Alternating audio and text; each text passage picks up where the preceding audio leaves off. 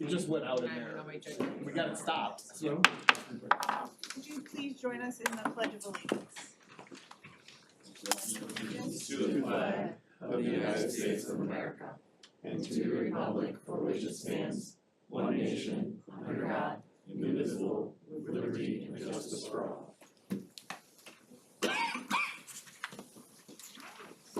Everyone? Oh, sorry, Steve, I was looking for Terry.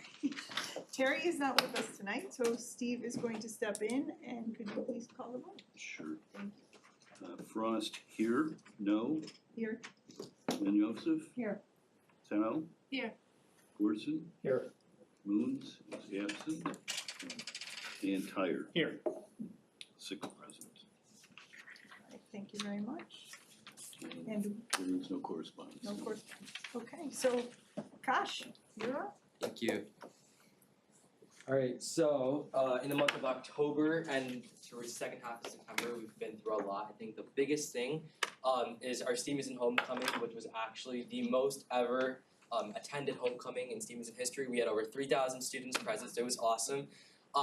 So these are just some pictures from the actual Unless dance. you were chaperoning, then 3,000. And then we had a Neon football game, which was also really highly attended. And then one thing that I like to talk about was actually like the PWG steps. Obviously, this is a very new addition. We've had it last year and this year's homecoming, and I think that something very unique about this is that I took a break, for example, from the mosh pit. I walked out and I see hundreds of students sitting on the PWC stairs, and it's this kind of opportunity for people who maybe don't really. I mean, obviously we have the patio outside, but people who want to be in the building to kind of sit and just relax and unwind on the PWC stairs, something that I don't think many other homecomings have access to. So it was a really good opportunity. I just wanted to feature the fact that there was a lot of people using those PWC stairs. It was awesome. In terms of club updates. Over here we have our congressional debate team who actually did really, really well at ICDA, I think placing second in large school delegation. Our Italian club's collaboration with Cooking Club for the bruschetta creation event. And then we actually had our Operation Snowball attend a conference at Northern Illinois University on leadership development, and they kind of got the opportunity to develop student-led action plans so that they can actually employ these on their trip eventually later in the school year. So a lot of great co-curricular happenings as well. Some more that I want to spotlight. So over here, our Best Buddies Club did an animal welfare fundraiser for their furry friends, and they raised a lot of money. It was great. Over here is Catalyst Club, a picture of 2 of our e-board members. So I'm the director of policy at Catalyst, and this event was a huge success. So essentially what they did was they actually went around.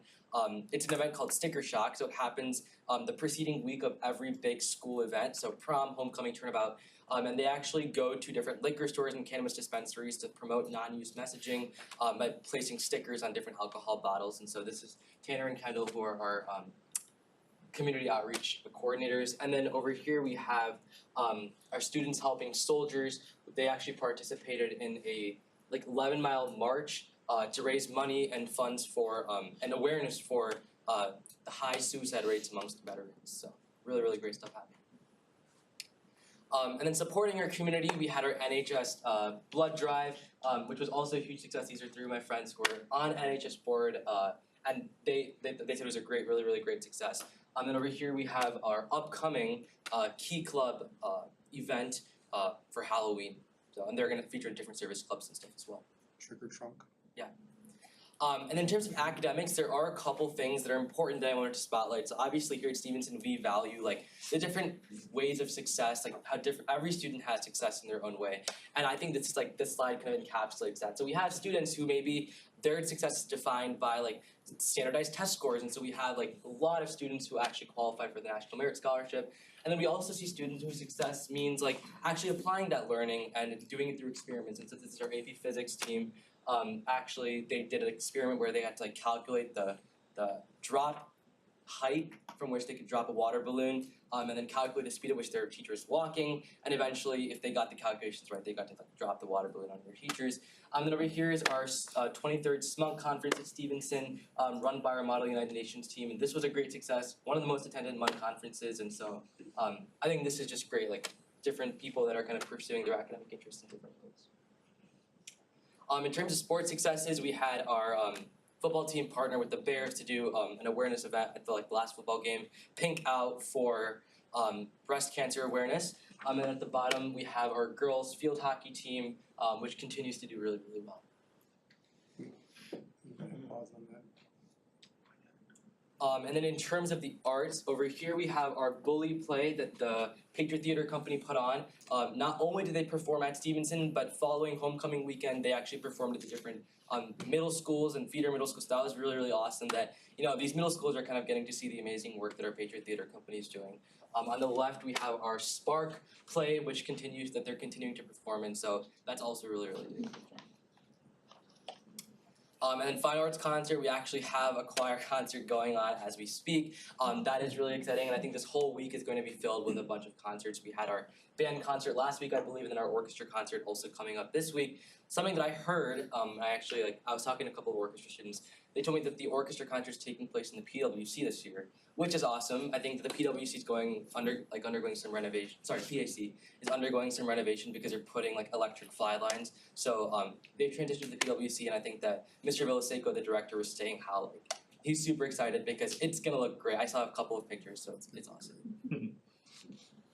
And then as always, I created a new video for this month. The question that I asked is, what is your favorite Stevenson club memory for the club that they're representing?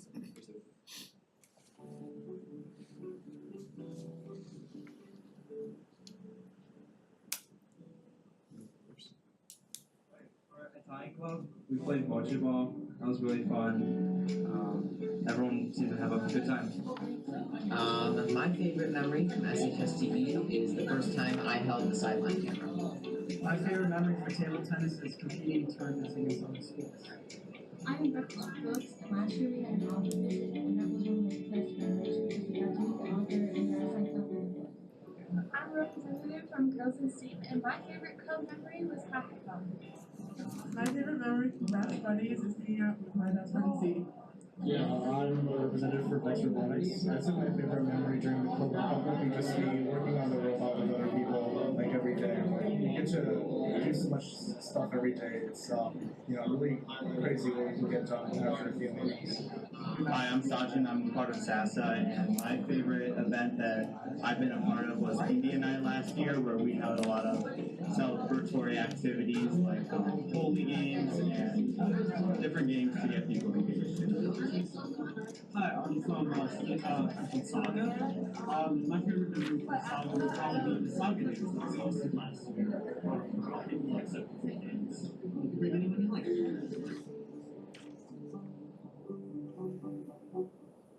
So yeah, something that was unique, I like to kind of do a wrap up almost, these different students, I entered I think 8 students, all of their different favorite club memories were so different. Some of them were about getting their favorite book signed by an author, some of them was about the Saga dance, or some of them were about India night. So all these different experiences are so different, yet they're kind of binded together by this one ideal of community and kind of creating opportunities to kind of explore their own passion. So that was really, really great to learn about, and that pretty much wraps up this month's presentation.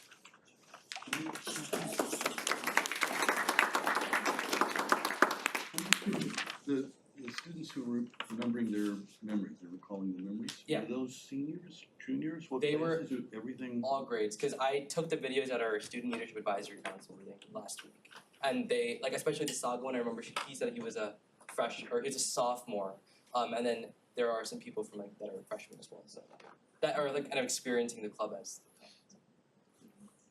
I don't know if you noticed a certain someone's face light up when she saw the Italian club's shout outs in the mission saying that Pia is the new club sponsor. So Yes. What an They're event. a great group. They are a great group. It's really fun.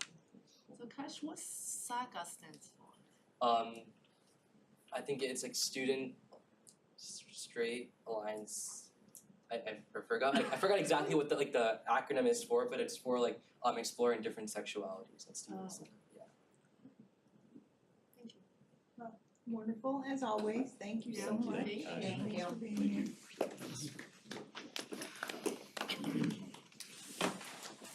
Do we have any visitor statements?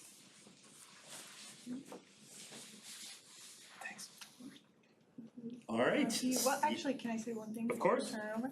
I just wanna give a little shout out to the foundation for an amazing event on Saturday night. We were able to attend, and some others were there. It was so much fun, they did such a good job. And Matt, thank you for heading up the sound team. These were professional musicians, writing songs. They were talking about Miley Cyrus and Aerosmith and you guys did the sound, and it was fantastic, fantastic. And our partners at Sodexo did food, and it was just kind of an all Stevenson, all hands on deck kind of event. It was really fun. So if anybody gets a chance next year, I would check it out. All right. So we're going to begin tonight with some ambassador awards. I think we have some students here to celebrate. And the ambassador award is always fun. It's one of the highest levels of recognition that we give here at Stevenson. Usually to a team or an individual that has achieved at the first place or highest level in state or national competitions, and or students who have achieved at the highest level academically. And so every once in a while, lately it seems to be every month, that we have students who have received perfect scores on either the ACT or SAT, and tonight is no exception. So I'll turn it over to Mr. Gobble to celebrate our students. Yeah, hi everybody. This is just a fantastic opportunity to recognize some amazing work by our students. And I'm gonna start with the perfect scores on the ACT. So we have two folks who received a perfect score on the ACT in our last administration. First, Jaden Shen. And Julian Tong. Congratulations, I don't think they were here. Now, we also have a perfect score on the SAT. Audrey, but hold on a sec. So, if any of you happen to be here last month, Audrey actually received an award for getting a perfect score on the ACT last month. Then she took the SAT and got a perfect score on that as well. I don't know that I've ever heard of a student at Stevenson in my 12 years doing that, so how about a big round of applause? Come on, have applause.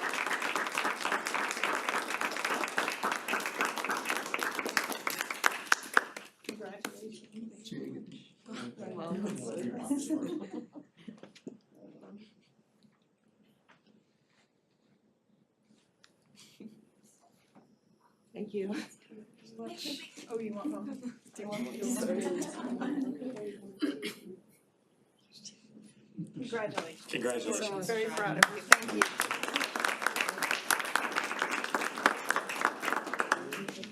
So, can I ask you a question? Yes. Why did you take both tests? Was this because of the schools that you want to apply to, some require? They didn't really require it because nowadays schools are trying to, I think colleges are trying to go away from requiring SAT and ACT scores. But I wanted to take it because I'd been studying for the SAT for a while because I didn't know how well I'd do on the ACT. And I thought that, you know, if I did well, I had nothing to lose, right? So. I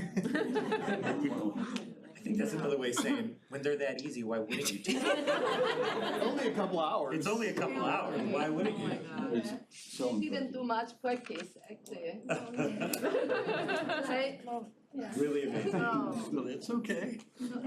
Audrey, another question. So besides study on ACT and SAT, what else you do in your life? I mean, do you do something other than study? Well, I do a lot of drawing. I'm in a lot of the clubs, like I do tabletop games clubs, so I'm in a lot of stuff like that. Yeah, and I'm also an e-board member for the math team, so I'm doing like organization stuff. But Great. That's great. And also tutoring. Tutoring. Very good. Wow. So you might. mentality. We might see you back with the math team. Jinx it. Not gonna jinx it. Do you have more questions for Roger? No. Well, thank you and congratulations. And with all due respect to our upcoming team presentations, this was the very best part of the meeting. So if you'd like, now would be a great time to maybe find your way home. And we will not think twice about it. So, but you're welcome to stay as well. So totally up to you. Congratulations. Thank you.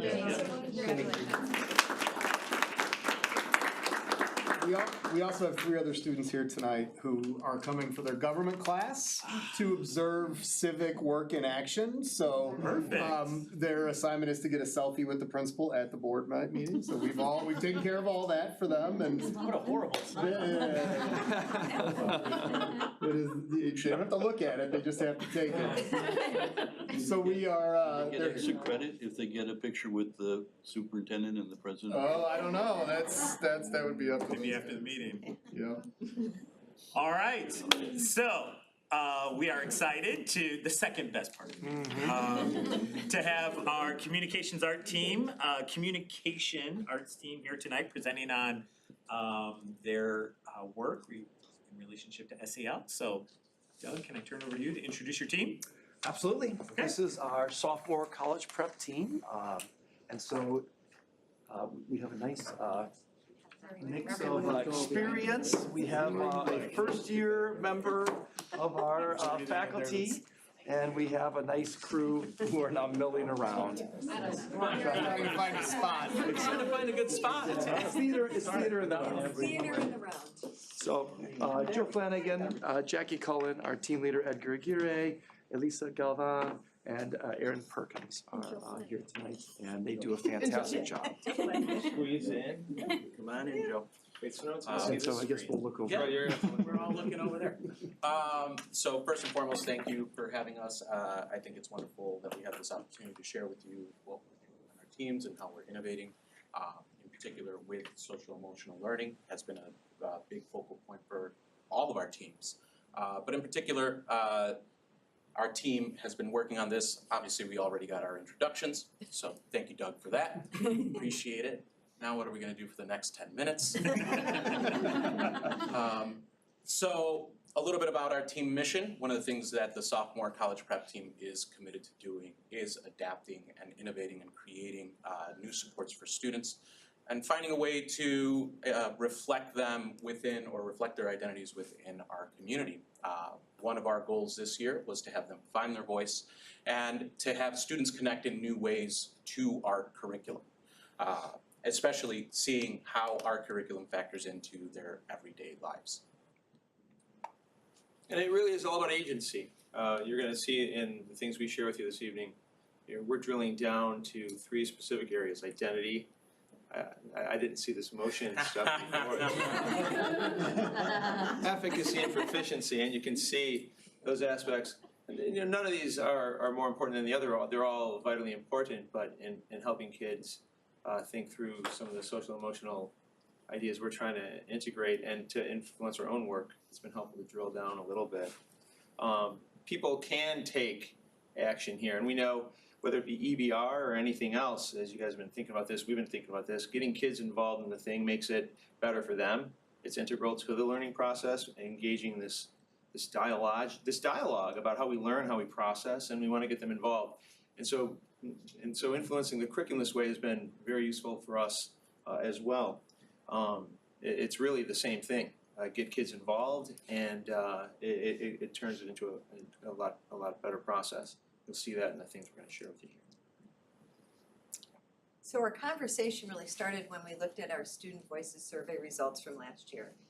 And as you can see, the valuing of subject, that's not a great score, but when we drill down on this a little bit more, we start to see, okay, how well you want to do. Kids want to do well in our class, and yet,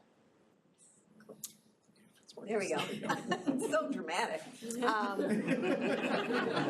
on the edges of your seats. We see that kids may not see a practical day-to-day, like how can they take what we were doing in class and apply it to their life. And so that really made us start to think about, okay, what can we do, how can we change that equation so that kids do see the practicality of what we do in class, that they are somehow reflected in what we're doing, and they can connect to it in an authentic way.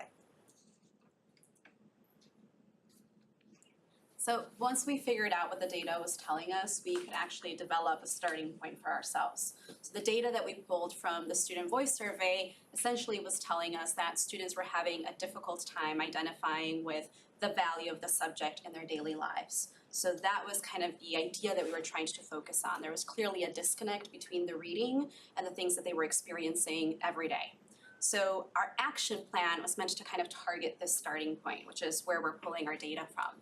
So we started to really think about ways in which our reading could actually focus on things like efficacy and proficiency. So not only should students understand what they're reading, but they should also have some kind of connection to it. So we looked at our text, and we started to think about ways in which the text itself could become more accessible to students.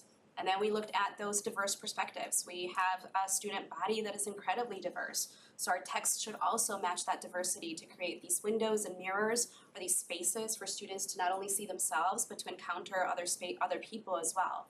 And then we looked for more opportunities for early reading success. So we realized that if students felt like they were successful early on, they were more likely to want to push themselves and have success later on in the year as well. And finally, we also took into account that student choice. So what we saw is that when students had a say in the things that they were reading, they were more likely to want to continue to do that on our own. So our ultimate goal was to really kind of empower students through their ownership of their own reading, and this kind of became the target that we had in connection with SEL. So that being said, Jackie's going to pass out the books that the book that we chose for our students. It is a book, or an anthology book, of several short stories with diverse perspectives and multiple different authors of different color and different gender identities. We covered Kodama's Ramen Shop, One Voice, Don't Pass Me By, and Superhuman, which we'll get into a little bit more. Superhuman is a short story about X, who is a superhero who has gone rogue and has decided that he is going to destroy humanity. And the government has chosen one teenager named Sarita, who was the first person he saved, to convince him not to do so. And so this story really delves into and deals with kind of the limits with empathy and sympathy, and how as a society can we push past those limits. What can we do for one another? How can we look at one another and really take a moment and ask ourselves, like, what can we do for each other? Other issues that we cover within the stories is related to representation, individual voice, kind of like I said earlier, racial identity, and racial discrimination. And so one of the things that we really wanted to do with those selection of short stories is, again, provide them with more perspectives that they can look into. That's where we use that metaphor of windows, but also more mirrors in which they could see a reflection of their identity. Because if students could see themselves within these stories, then they could relate and connect and be driven to read the stories more passionately. And so we definitely saw that with Superhuman. Oddly enough, I don't think any of our students are superheroes, but I haven't checked. But that seemed to resonate with them the most. And in addition, they also got to choose a story that was not on that list. Obviously, the anthology has quite a few short stories. With that choice, they were then able to demonstrate their knowledge to their peers, which is where that efficacy and kind of proficiency come in. Students knew that there was something of value that they were presenting to their peers through these short stories that they had read. They kind of became the experts, and were able to share that out with a gallery walk with their student choice story. And what they share out, I think, has been rather profound. I think we'd all attest to that. It started with kind of this character values exploration, which is kind of a chart. We have many manifestations of it. That's just one example, but everything from an image of Drake or little Tekka, who I'd never heard of before. And it was just a way of, huh? I'm well versed. Right. I didn't know who it was the very first time after Drake, but just give me a call next time. Next class. Right. We're not going to fall down the rabbit hole that throwdown between Drake and Lil. But kids, that's one thing. But it was really just kind of this old chart that points to the eyes. What does the character see? Points to the heart. What does the character care about? It points to the shoulder. what burden does the character carry? Just little rules of, we call them rules of notice, little things you can notice when you're reading that might express a value. And getting students at any level to discuss something they value can be a difficult thing, especially given all the madness that's surrounding us from day to day. And some of these stories are really allegorical, or they're an entryway, a superhero story, but it's an entryway to discuss some of these really serious issues. And we've seen tremendous traction from the discussions that have been engendered by this values exploration. Kids are warming up to this idea. You value this, I value that. What do you do with someone you don't agree with? What are some values? What are some opposing values that we're experiencing right now? We've seen some real thoughtful dialogue emerging from those conversations. So again, part of our goal with this was just to make sure, right, that our students are seeing themselves within the stories, that they're relating to these stories, and that they are now starting to see that there is an interplay between their personal lives and the work that they're doing in the classroom. These were some of the results. We invited some student feedback. Take it away. Yeah, so we invited student feedback because, of course, like, we can intend all we want. We can intend for them to connect with them, but we don't actually know if they are connected with it unless we ask them. And so part of that efficacy is asking them if they connected or liked even the stories that we gave them. So like we said, Superhuman was one that they mostly all connected with. 72% of them liked or felt connected to that text. On average, of the 4 texts we chose, over 2/3 of the sophomore English students that we surveyed liked or felt connected to the 4 chosen texts. Then on average, 95% of students found at least one story they liked or felt connected to. So then to follow up on that, we asked them, well, tell us a little bit about how you connected, because it's one thing to just click, yeah, I connected. But when we look at some of the responses, and these happen to be 3 different stories than the one that we've been highlighting, they really noticed how the lessons in the text spoke to them about overcoming challenges, standing up for themselves, connecting to the character in some way and being in their shoes and understanding what they were going through. So it really reinforced for us that these stories at the beginning of the year really spoke to them, and they were highly engaged. I would ask kids on a fairly regular basis, different kids as they came in my room, what do you think of this book? These are really great stories. I like every one of them. And so they're gonna, read additional ones that we may not talk about as a whole group. So it's been highly successful. So then, with that, we obviously have next steps. This is just one small step that we're taking to engage our students with our curriculum and making sure that they see themselves, that they're able to find their voice within this curriculum. Our next step is to obviously evaluate that SVS results for value in the subject and see what happened from last fall to this fall. See if we've been effective in engaging them with this text. From there, we want to continue to grow and expand. We noticed that our students really took to that superhuman story and experience. They engaged with the question, and so now a big question for our team is, how do we expand on that? How do we engage them further in that conversation, whether it's through an exploration of that concept of humanity and empathy, and make that connection to other stories, or through connections to the real world? And then we want to continue to explore that success with the short story format. A main goal that we had when we adopted this text was to give students early success with reading. Again, these are students who have struggled traditionally with reading, and so providing them with that short story format made it accessible, and they were still able to engage with some pretty neat content there in some really important dialogue. And then, of course, we will continue to invite questions and the obstacles that come from finding out how our students engage with our curriculum. So that's kind of our commitment moving forward. We don't have data that says how this has changed. It's coming soon. We just gave the SVS survey recently, so we should know. Closes soon. tomorrow. They'll have it next week. All right. Any questions for us? So is this brand new this year? This is brand new. So, go ahead. Have you typically taught novels? You mentioned genre and being able to work with the short story format. Is this a departure for all of you? A little bit, I think, right? Usually it has been lengthier novels, and especially at the beginning of the year, we have students that are transferring in and out of classes, still trying to figure out where they want to be, or there's just changes in the schedules.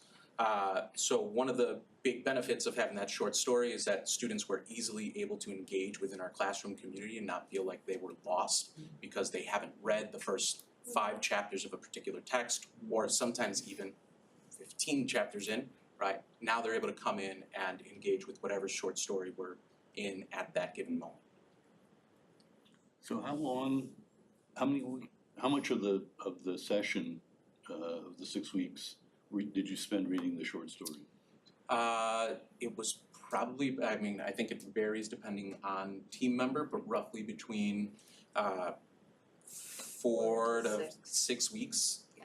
Because a lot of it has to do with the recursive training.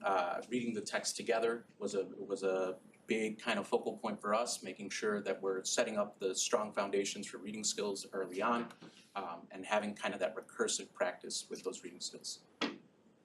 Did you have any students that were uncomfortable? I noticed you had the question that you couldn't relate or you didn't like. I'd love to know how many couldn't relate and how many didn't like. Or were those separate questions that you just aggregated for purposes of this, or was it one question that you asked on the? I think we had a couple of different questions. One of the things that you'll notice was right here that on average over 2/3 of the sophomore class felt connected to one of the 4 texts or one of the 4 short stories that we chose, which is a pretty good number. But then in addition, they read some independently and said that on average 95% of the students in our classes were able to relate to one of the stories. So obviously there are going to be stories that don't resonate with all students, but we wanted again to provide that opportunity for students to be exposed to multiple perspectives and to be able to find at least one story. So if this, and by the way, I should preface, I'm asking the questions because I think this is fascinating and I applaud what you did and what you're doing. I think it's fantastic. Let's say it comes back, you take this and you do your questions and everything's positive. Is that going to change how you teach the rest of the course? How do you incorporate this? It's not going to be a course that you're only reading short stories, so how does this relate to the other part of your normal curriculum? That's a great question. I think, again, part of it is to set up those early foundations. If the students are feeling fairly successful with reading as a skill in general early on, we're hoping that we see a transfer of that moving into our other core texts. So right now, we're actually tackling Letter from Birmingham Jail, which is a really difficult text. We're hoping, right, that we see some of that transfer of those skills, those analytical skills, annotation skills, and just being able to grapple and engage with reading in general as we move into the more complex text. That was part of why we chose those short stories, right? We wanted kind of a training ground for students to re-engage with the process of learning. It does get related to this other, I mean, we talk more, but how do I find my place in the world? Those are other questions we've developed and have worked through, and I have devised other student-centered methods by which kids come to grips with that question, doing some research about where they're going to head after high school, what they dream of, what they hope to see happen. Looking at that portrait of a Stevenson graduate, focusing on ourselves, our learning, and other people. Those are overarching, I think, questions that kind of tie things together as we go. But it does emanate from this idea of thinking about how I can discuss something of value with another person, write about it, and express myself, and get a better sense of who I am. And I would just add, after a Letter from Birmingham Jail, the kids read Dear Martin, which is a young adult text that's based on a character's reaction, a contemporary character living in Atlanta as an African-American senior in high school who faces a lot of the same struggles that we see in society today. So it's not as heavy a material as Letter from Birmingham Jail, but it leads us to some place where they can eventually make that connection again. So it's a bridge. If you had to guess, just as a percentage, what percentage of the readings would be fiction versus nonfiction? In our class? In this particular class. The majority is fiction. Yeah. 80-20, 70-30, 60-40, 55, 90-10. Yeah. 90-10, that's fine, I was just curious. Yeah. And then I would also mention that there's I mean, you mentioned letters from, I was just curious what. Yeah. we do various research elements within the curriculum so that. I think that's like the other element of it too, is that because we have a text that, at least at the beginning of the year, allows us to have the flexibility in terms of what we're trying to get students to read and focus on, then that allows us to bring in some other supplemental work, so things that are nonfiction, or to have discussions, or to have conversations surrounding just what is happening with students and how they're experiencing the world.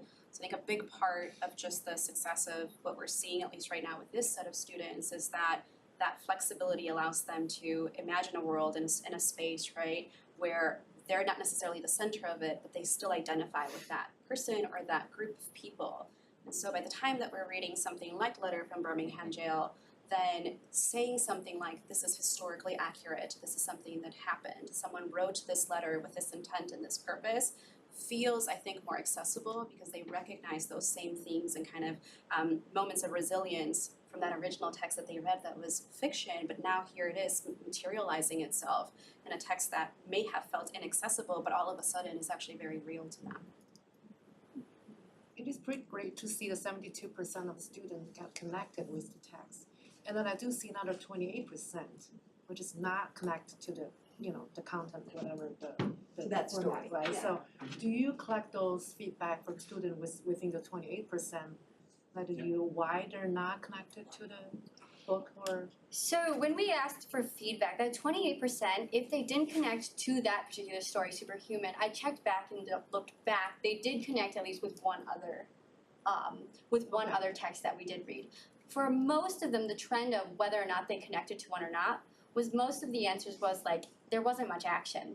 Just a bunch of people talked. Which like, is like, okay, that is real life.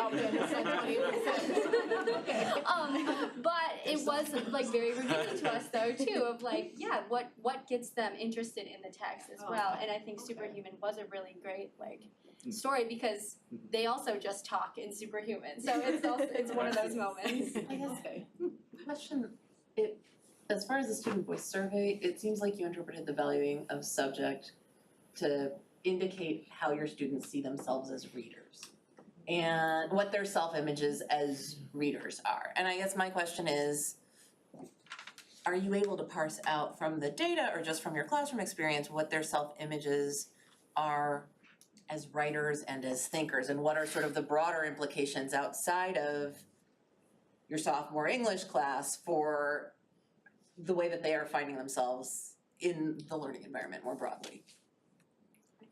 I think that's a Sorry, that's an entire other presentation. When we were really trying to 18 seconds. We've been making some changes to our writing assessments as well, thinking about how we can incorporate student voice and student opinion into that so that they're not just writing some sort of literary analysis paper for the teacher, right? But rather trying to reach out to a wider audience. One of the things that we've been playing around with is the format, whether they're writing an open letter or whether they are writing some sort of blog post or something that has the consideration of audience. That's something that has been more tangible to the experiences of our students that we haven't really tried before. And that could have been a presentation, but we wanted to focus in on the great work that we've been doing with Fresh Ink. So. I thought it was interesting how you mentioned looking through windows and mirrors, and when you said that, it occurred to me that you probably have to deal with one of the major headwinds is probably how most students consume or how most students read now, which is so can you address like do you guys, how much of an obstacle is that, and how do you address the difference between scrolling and reading? You're like, this book is broken. Well, I mean, but you know, I mean, it really is like I would imagine. Hey, I didn't think about this until tonight, but you know, when they're looking at TikTok, they're looking in a mirror or a window. They're looking for content that is them. Right. You know. So I mean, is there a relationship to how you're teaching short stories like that? I think there's Go ahead. I think there's a relationship between how we are tackling some of the topics. So one of the things that we discussed as a group was just kind of addressing issues of, what is the difference between pity, sympathy, and empathy. So this was something that was common, I think, during most of our classrooms, where when we were taking a look at a story, we were kind of asking students to go through the process of like, nobody likes that feeling of like someone pities you. And most students are able to recognize that they don't want that emotion, right, associated with them in some kind of way. Even if they can't quite express, why, they know they don't want that. And so once we kind of get there, then we talk about, well, if you don't like that feeling, how would you want someone to understand you if they haven't had the same experience that you've had? What does that look like? So we're really trying to set them up for the conversation regarding sympathy, right? And so the idea there, I think, is, most students, to kind of go back to one of the other questions, is like they have to start by viewing themselves as readers so they can experience somebody else's emotions and sentiments.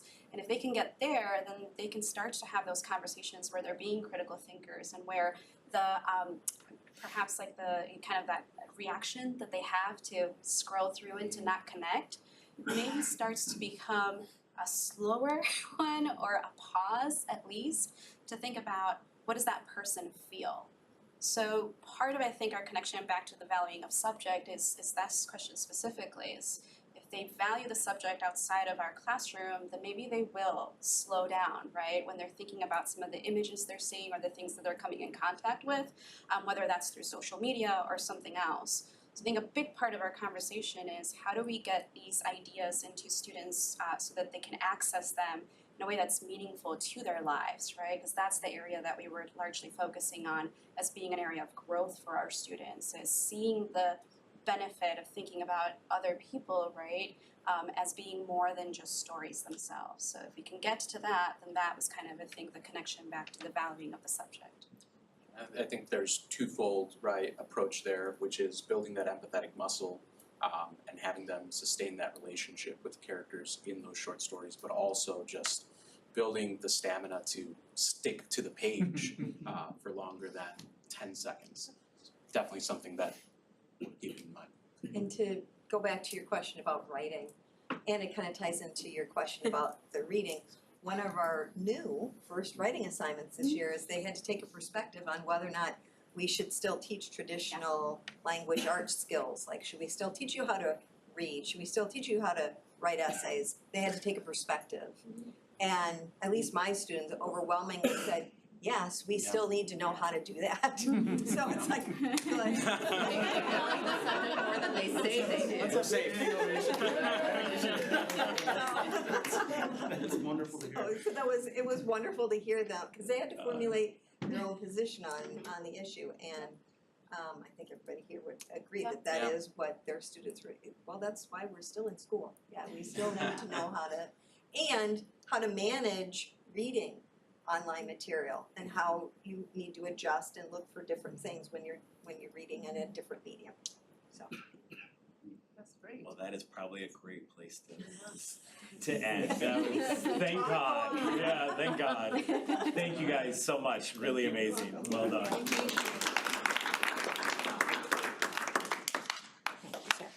Nice job, everybody. Thank Grab you. a cookie on the way out. Thank you. I can smell the Irish whiskey in there. I'm just saying. So to our students, do you notice how everybody just seems to leave? Like 20 minutes from now, it's just gonna be the 7 of us and you 3. So you're enthralled? This is good for you? All right. We're letting, We're gonna work on that. we need Lori to shut down so we could. Oh, I'll get So, it. it's one of just put together. Oh, okay. We know we're third favorite, so. Third favorite. Who's patient? We last. I'm not always sure, so it could be She's last. so excited, she just stayed logged on. Did you get it? There you go. Okay. Chase her down. All right, well, that brings us to our student achievement report. So just so that our board members know, generally speaking, every October, we present to you our student achievement report. And October might seem like a kind of a weird month to do that, but generally speaking, we do it in October because by August and September, we'll usually have all of the data from the previous year's state and national assessments. So October seems like, generally speaking, it's a good month to be able to share this with you. So tonight we have Tony and Wendy here to present our annual student achievement report. Just a quick a note, you do have a copy in front of you. You can follow along in paper, or you can follow along online. Or you could give your undivided attention to Tony and Wendy, who will take it away right now. Who are the third best part of this presentation? Yeah, exactly. Yeah, we're three. But again, as Sean knows, it's better to be. Maybe more like fifth. You might be like fifth or sixth, it depends. We'll see how it goes. Apparently, hold on, it's not you. Oh, it's not that. Oh, here we go. So, are we good now? Yep. Oh, yay. So, we're here to kind of bring you some awesome information and data around our 3 goals that we had for this. Is based on last school year. But as you can see, our goals are still the same as they are this year, as they were last school year. So we're gonna talk through some data points, give you opportunities to look through and ask questions around our first goal of our college readiness, our second goal on first goal of our SAT, our second goal of our college readiness, and our third goal of our SEL goals. So let's first take a look at SAT. Our SAT goals, all students will meet or exceed expected growth on the Illinois High School College Readiness. That's the PSAT 8-9, the PSAT, and the SAT. So just to see it kind of a year in review, this year is very similar of the timeline for when our students take these exams. We just took, this year in October, we just took our PSAT, that's our junior students. In March, they'll take the Illinois Science Assessment, and then April's a big month for our students with our freshmen, sophomores, and juniors. And honestly, any seniors who haven't completed the SAT, because that is a graduation requirement in April.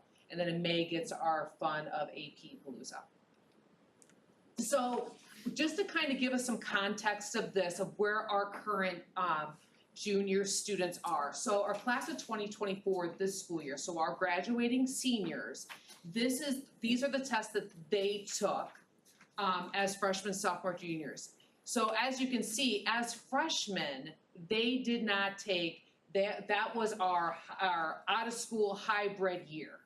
So our current seniors, when they took these tests as juniors, they were the ones that were the first, or freshmen that really didn't get the freshman experience coming in. We will obviously know more by next school year when we're kind of back on track. So this is where you might want to look at your handout. So just kind of want to give you the information of our SAT data in review. So it's our English reading and writing, our mathematics, and our total score on the top.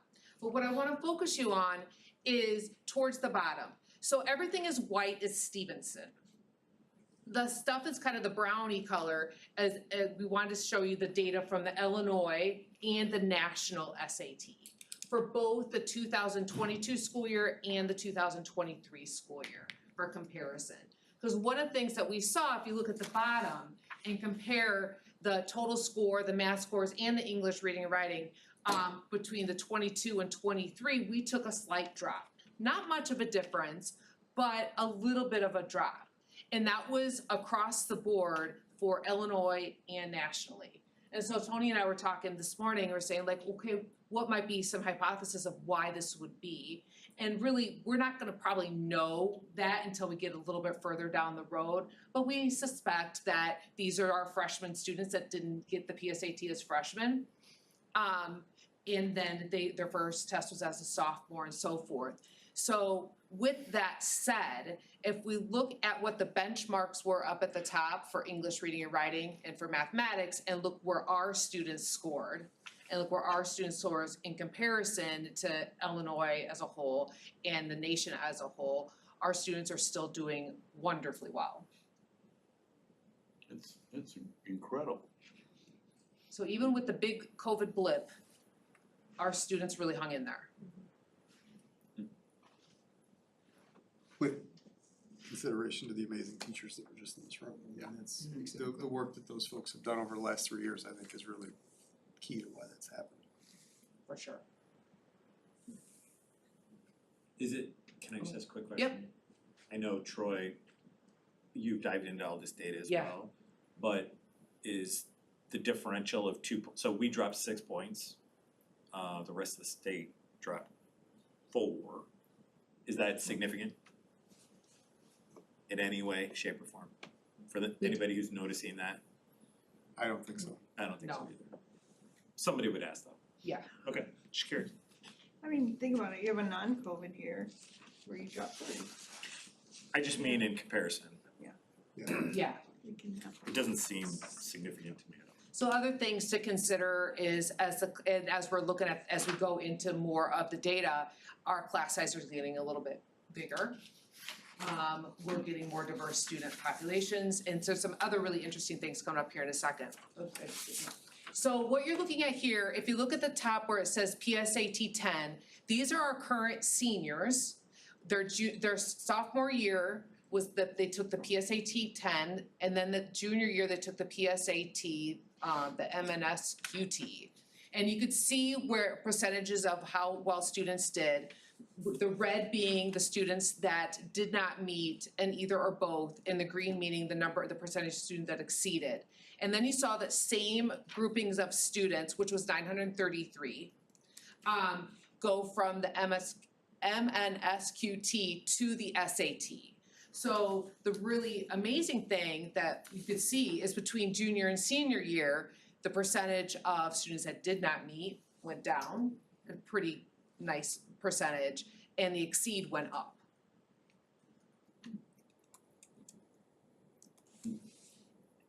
I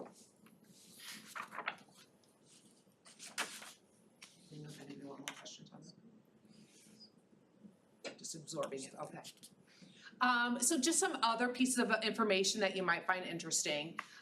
We have tracked the past 5 years. You probably go back further if you're really interested. But the one interesting piece of this is if you're looking at this data on how students have done on the SAT, keep in mind that of our 2024 graduates, 597 of them only took it once, and it was our testing day last spring.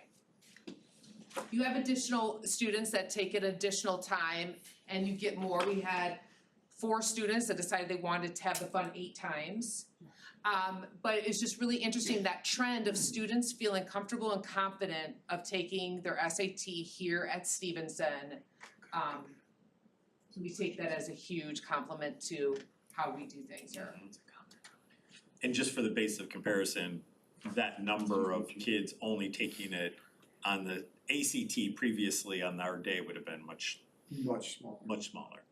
I do think a little bit of that data, as Audrey mentioned earlier, is there's more test optional schools. Right. And so I think many of our kids with really challenging curriculum listed in their course selection and good grades are assuming that's a good path. They'll take it the one time and they Not got, take it again. they got a score that was like fine and they're ready to move. In the old ACT days, kids would be taking it Over and over and over and over over. again. Eight would, or 4 or more would not be unusual, right? Like, Yes, there'd be hundreds of kids doing it. Is that tracking also in terms of what you know about students doing like test prep programs either at Stevenson or outside of Stevenson?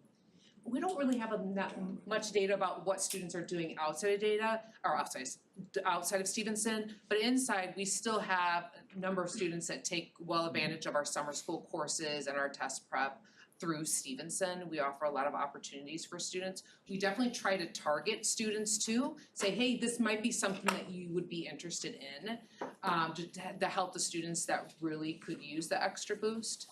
But I don't know. So like those students in the red, for example, like are you encouraging the students who are like in the not meeting to avail themselves of Say, the summer hey, offerings? Don't forget we we actually have, have an in the school year offering for them. Got it. For before they took it. Most likely we would have identified them ahead of time. Right. Good. so this is a lot of data up here, but it's just showing, if you look at the top, the average English reading and writing, mathematics, the average total score, then their average super score, and Troy would have to explain, or Tony would have to explain that, I'm still figuring out what super score means. And then the percentage of students whose last score was their highest. It's just some interesting pieces of data just to see, how well our students are doing.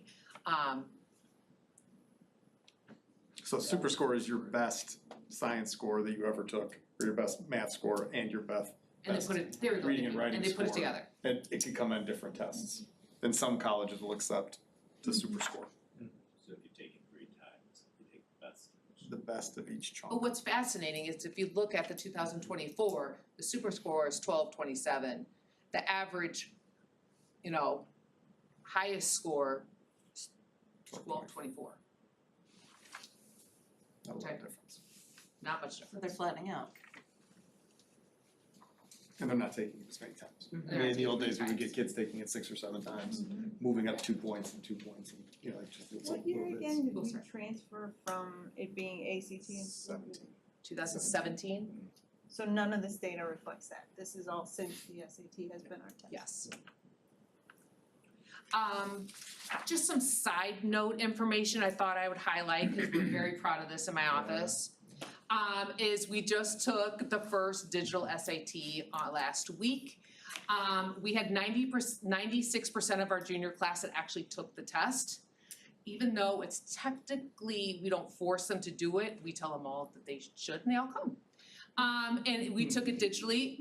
Almost all the students, I would say it's maybe more than most, came ready with their iPads charged, with the app downloaded and ready to go, that's huge if you have like 16, 17, 18-year-olds in your house.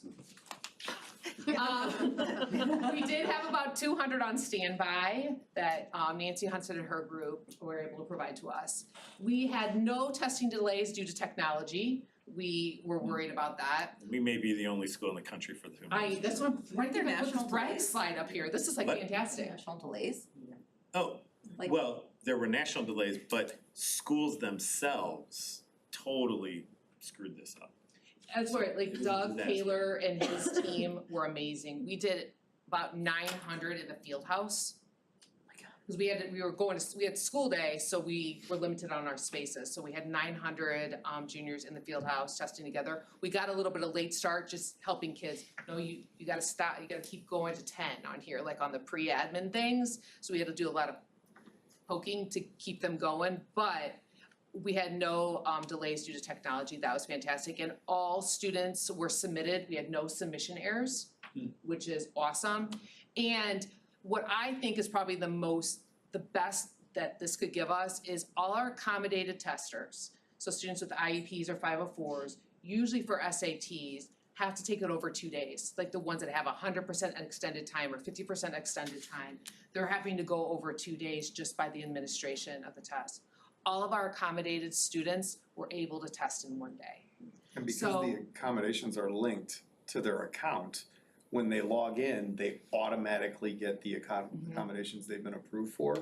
And so you get exactly what you're supposed to get, and there's no opportunity for human error And I- in like missing the time or something. And that was one really thing that good. I was really worried that College Board would be able to do. It was really good. It went well. Some things we're gonna work on, rearranging the field house, generating some more detailed tasks for the row proctors, creating more visual supports, and provide our substitute teachers with a Stevenson device on that day. So we're already working on how we can even be more efficient with those days. You happen to know if there's any data about paper and pencil exam taking and digital exam taking with the SAT? Like, do you know if they've Not ever yet. done? So they don't Not know. yet. It's first time. Wow. What'd you say? It's first time. First time. So we But I don't. mean, they didn't try it out with a test group, I mean- Yeah, like other countries. Yeah, I'm saying before somewhere us. nation, I'm just wondering if So- there's any data out there. College Board says that there isn't any significant never- data, but they would never tell us otherwise. That's what they wanna do, cause they wanna stop They would printing. never tell us Sure. otherwise, Them- so it'll be really interesting to see, but it's gonna be really hard to pinpoint whether it was the technology or the changes that they made on the test. Which would be the causation of that.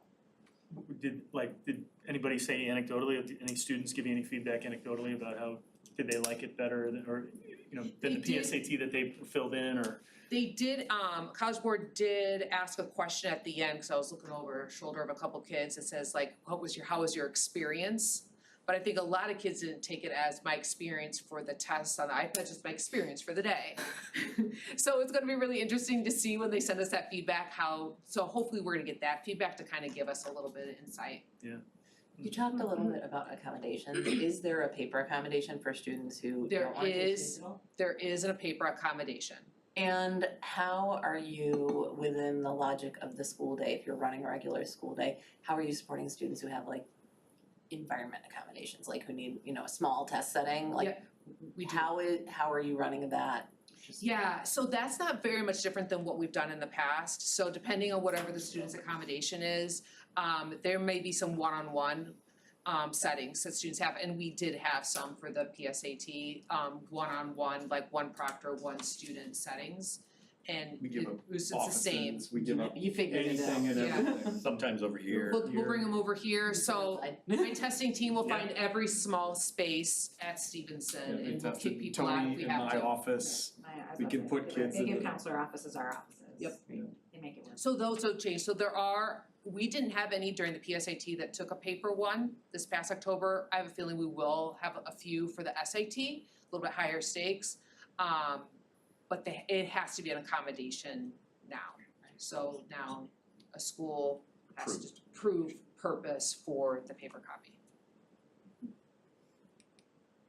So college readiness. So I think I gotta speed things up, so I'm going over my 15 minutes.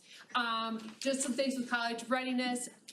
By division, every division in Stevenson offers some college readiness course, whether it's an AP course, a dual or articulated credit course.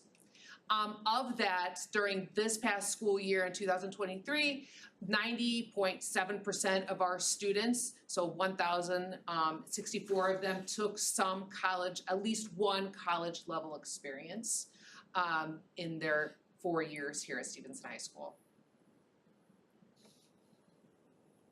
So if we look at the college level experience against our course skills that we grade on in our each of our classes, kids who took at least one college level experience before they graduate, their skill proficiencies in their courses are higher than the kids that didn't take a college level experience while they were here. So we can continue to correlate, jumping in the pool and taking rigorous classes and taking that college level experience does translate to higher skill proficiencies in reading, writing, analyzing. We can, I just highlighted a few of the common ones here, but we can break that down. Same here, it's just, there's a correlation here, not causing it, You do. Yes. Did you have another question? No. If I did, I wouldn't ask. Again, we had our highest number of kids taking, highest number of AP exams written, highest number of students taking AP exams, so we continue to climb. And we had 66% of our juniors and seniors take at least one AP exam. That's 5% higher than last year. So we continue to climb in each of these numbers. 88% of the exams that students wrote, meaning the exam itself, 88% of them were 3 or higher. And 90.8% of AP students earned at least one score of a 3. So those are right on par in the years past. I don't have the historical data in here, but that's right in line with how we've done in the past. And keeping in mind that our goal is written that we want students to have at least one college level experience, not necessarily taking the AP exam. We want them to have those experiences because the data shows that that's gonna prepare them for their post-secondary experiences. With that said, many of our students are. Yeah, and looking historically here's some of the historical numbers. Again, we continue to climb in the number of exams, the number of kids taking the exams. We've had kind of a wild ride with virtual here and because of COVID and all that, but we started with virtual exams only because of COVID in 2020.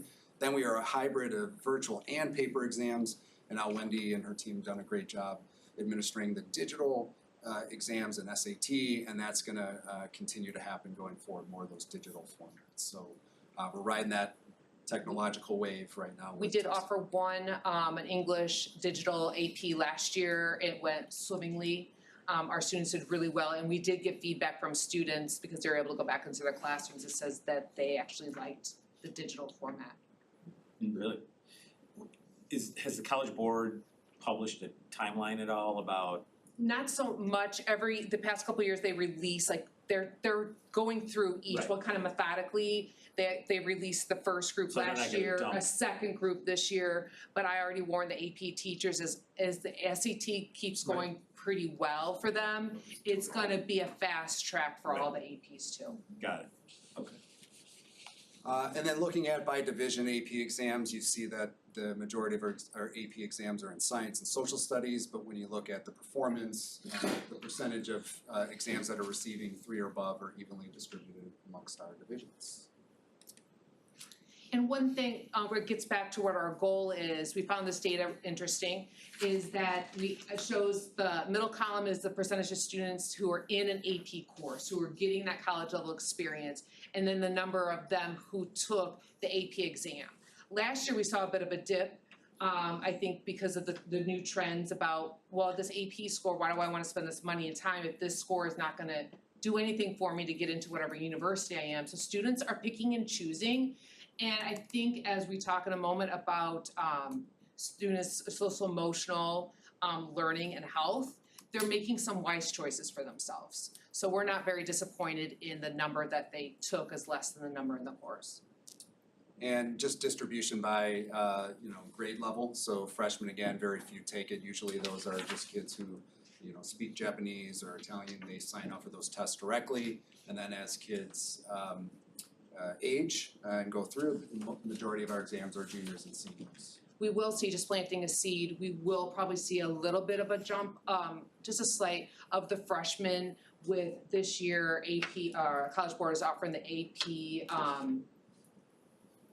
I lost my mind, pre-calc.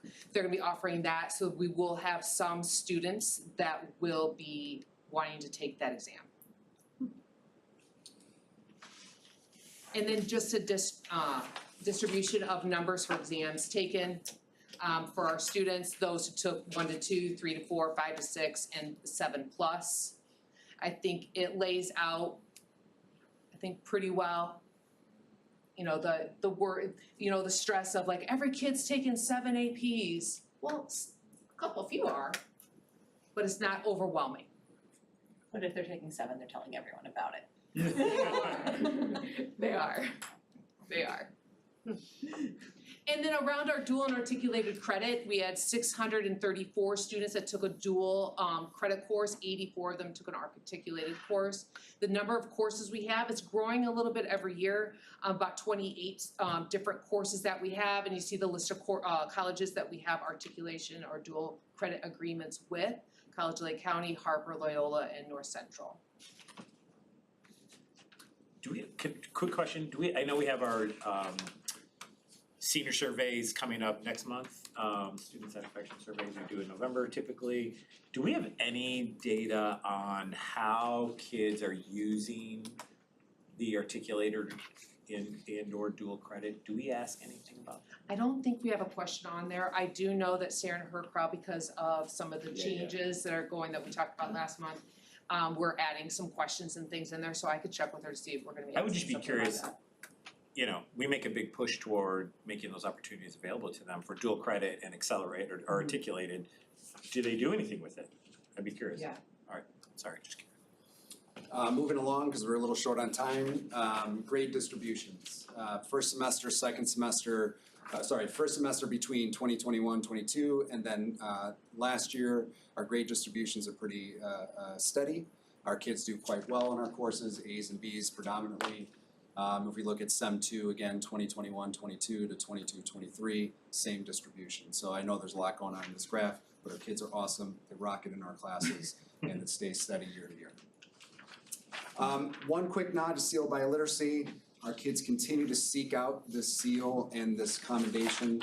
Coming from world language myself as a teacher, I know how important it is to a lot of our kids to speak 1, 2, 3 languages, so I'm really excited to see that kids continue to seek out this accommodation and seal, so. And we're starting to see a little bit sharper incline of students working towards this, which is pretty exciting. Yep, and at the bottom there, 31% of the graduating class received either a seal or commendation, so. And you know, it's interesting, as you asked a question about dual and articulated, how are they using that? This would be another one to find interesting of, you know, how are you using this and towards what?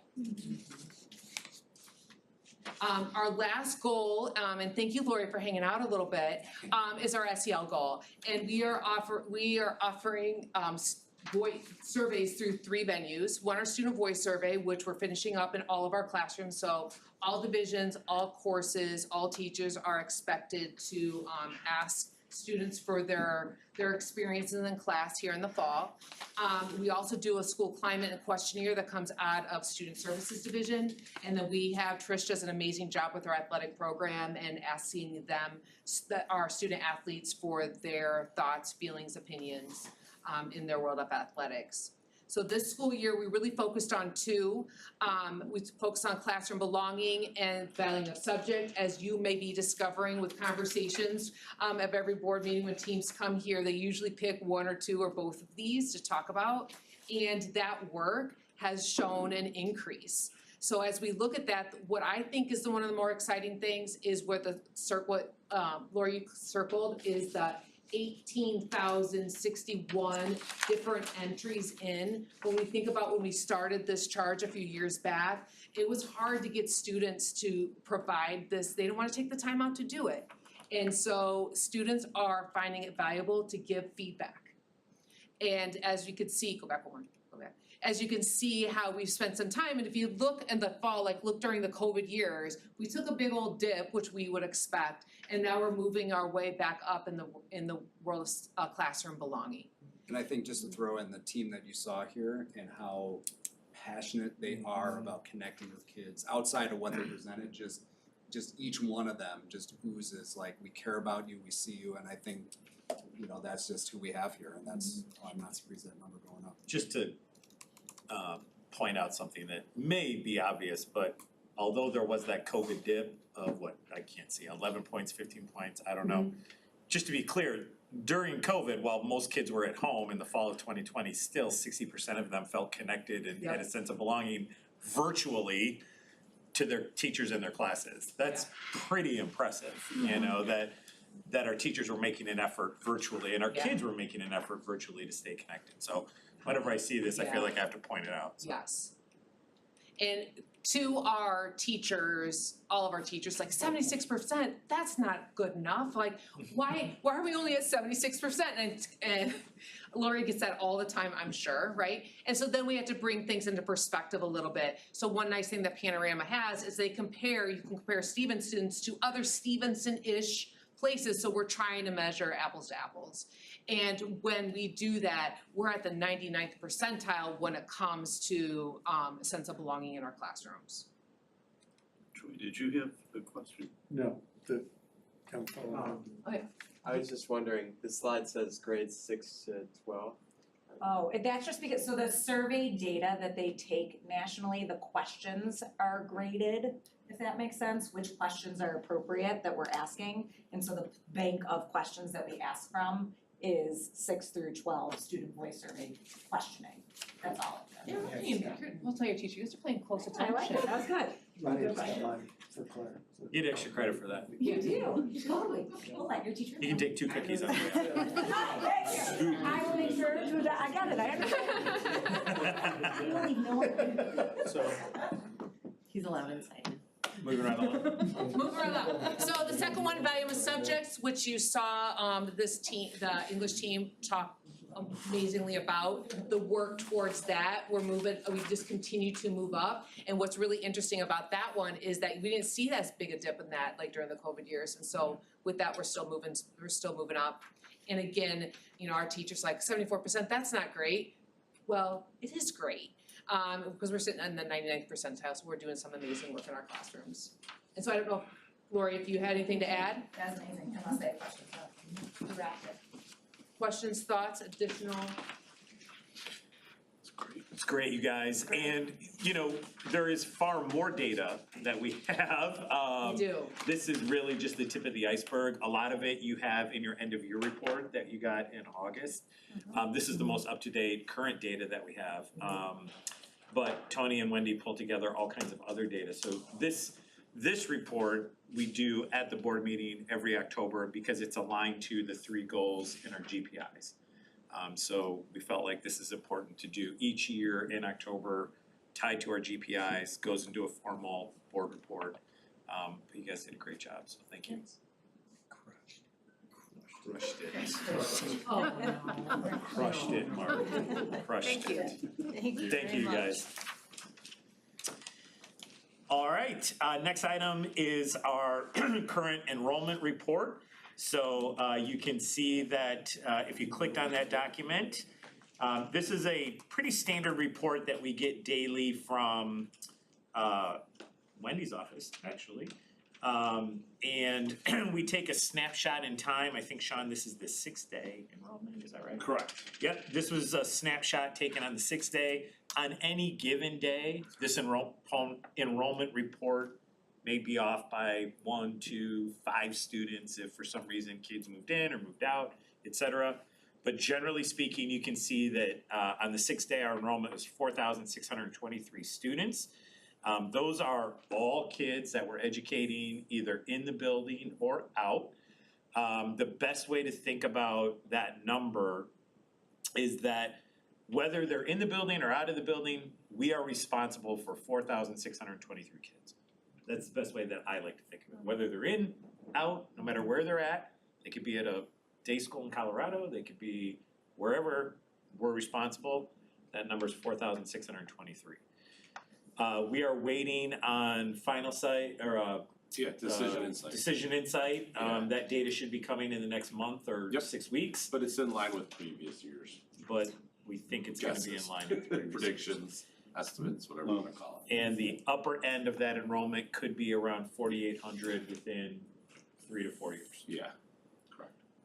Given the economy and what may or may not happen, you know, with inflation or housing prices or the market, you know, those are all variables that play into it as well. What does an X mean?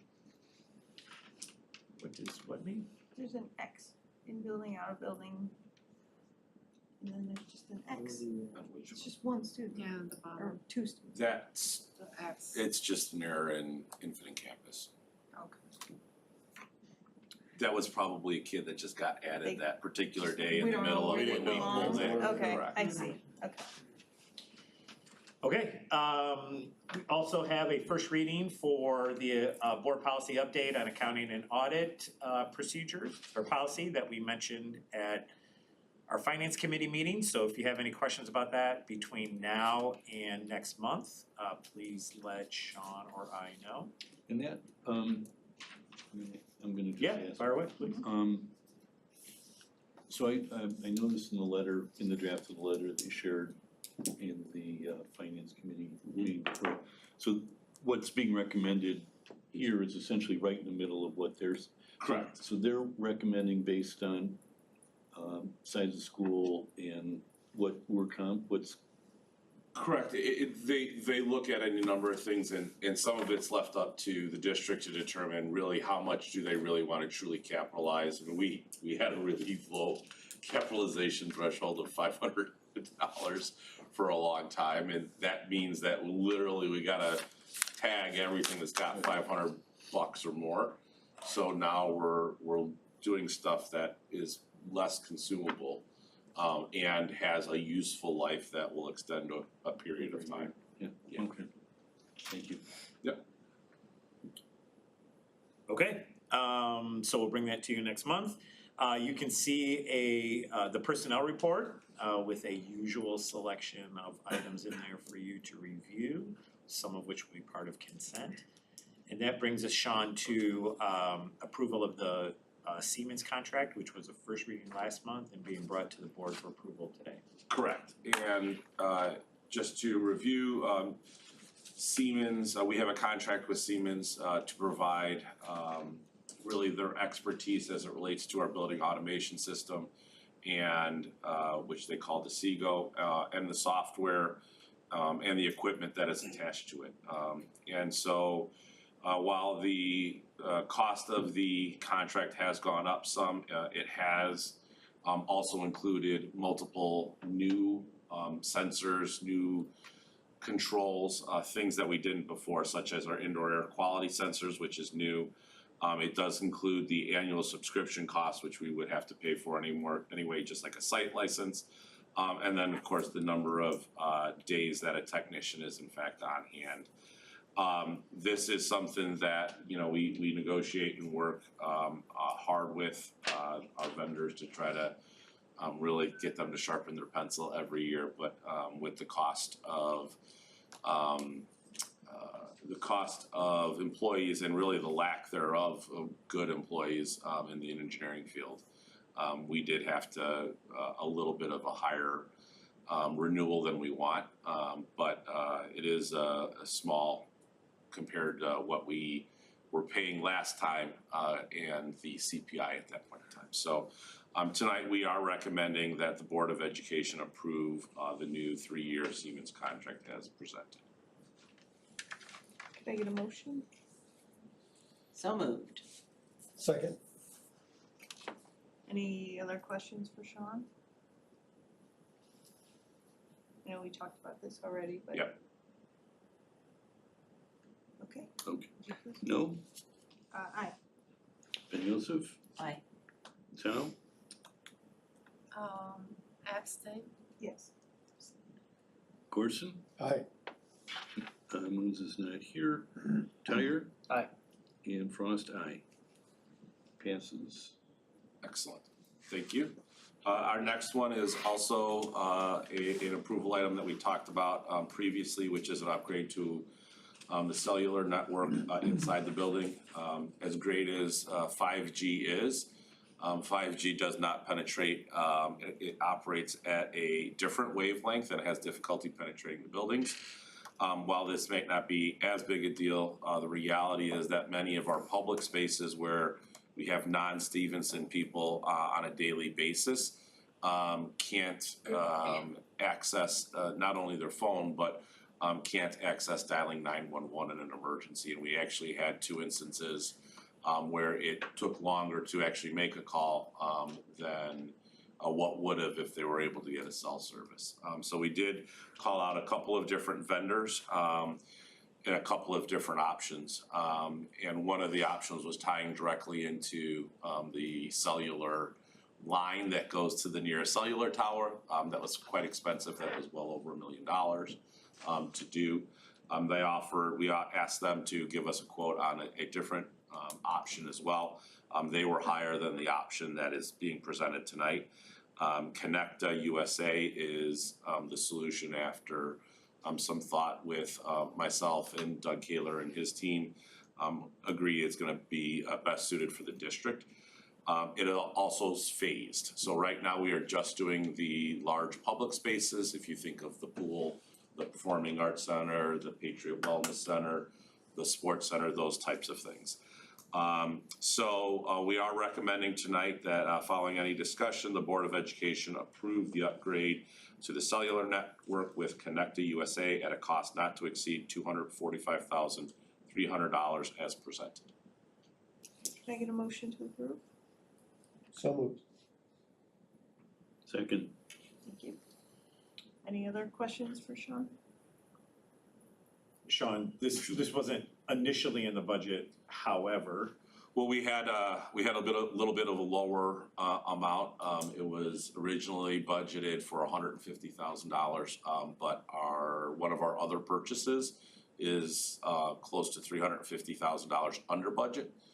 So we have plenty of room in our budget to meet up the extra added cost. Thank you. Of course. Any other question? Could you please poll? Okay, Sal? Aye. Wilson? Aye. Moons is not here. Tyre? Aye. Frost, aye. No? Aye. Ben Joseph? Aye. Passes. Okay, Sean, so you have one first reading and two info items. Correct, yeah. So the first reading today is looking at the school fees for the 2024-25 school year. It's kind of hard to believe that we are already at that process in terms of planning, but we are. And as you can see that we are recommending that right now it remains consistent or flat, if you will. So we'll have a little bit more opportunity to discuss that between now and our next meeting. Also wanted to allow or make the board aware that it is also tax levy time. This is what we believe, it's really kind of based on the equalized assessed value for all the properties that are in our community, as well as the CPI or the cost of living increase. And then what our actual tax extension was this year. So you can see we'll have today we're just kind of talking about some long-term projections. In November, we'll have an actual first reading and set the truth and taxation hearing if we need one. And then we'll be acting on it in December with a finance meeting in December as well. So I just wanted to give the board a heads up. That is kind of the timeline. And the second one is also a timeline. We talked a little bit about it today, but this is, we are kind of in the preparing for a bid phase, if you will. White and Company has completed the construction drawings, has turned them over to Gilbane. Gilbane is creating, Gilbane is our construction management, White and Company is our architects. They are completing the bid packages to go out. They'll hold the bid, we'll review the bid, and then present it in December as well. But I just wanted to give the board a heads up. Thank you. And you can see the plethora of FOIA requests. I love this one. Okay, could I get a motion to approve the consent agenda items, please? So moved. Second.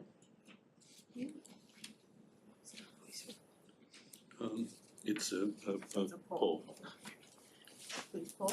Okay. Gorson? Aye. Moons? Not here. Tyre? Aye. Frost, aye. No? Aye. Ben Yosef? Aye. Sal? Aye. Passes. Okay, and then finally, just a couple quick items. You can see under our report, there's some interesting articles that I thought you might be interested in, especially recent court ruling around teachers' free speech rights on personal social media. I thought that was interesting. Some articles around developing assessment capable learners. Again, just some interesting articles that Troy and I were reading this month. You can also see the class of 2023 graduate report and a lot of interesting information there as well. So thanks to Dan and Sarah and our Student Services Division for pulling all that together. I think it's just interesting. If you look at our 10 most popular four-year universities, the Midwest is, I think, well represented would be an understatement, right?